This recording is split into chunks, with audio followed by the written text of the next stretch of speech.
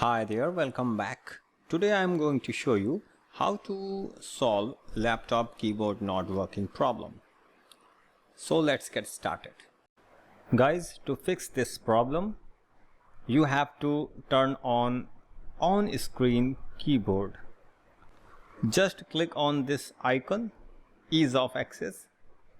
Just click on it and choose on screen keyboard from here.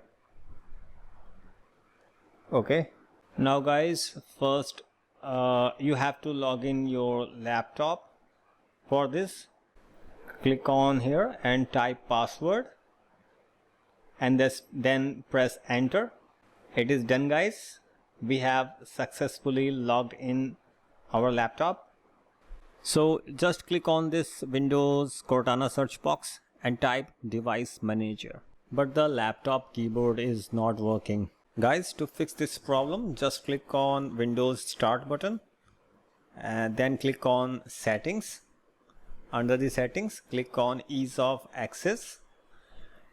Under the Ease of Access, just click on Keyboard, and here you can see a toggle button. Just turn on it. This will activate your on-screen keyboard.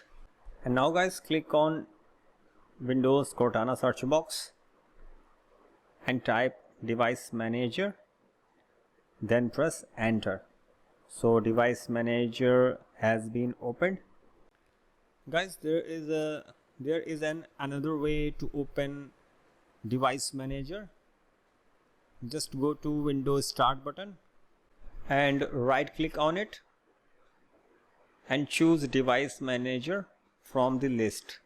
So search the keyboard option in device manager. If you not found, go to view and just click on show hidden devices. Guys, this will enable keyboards option.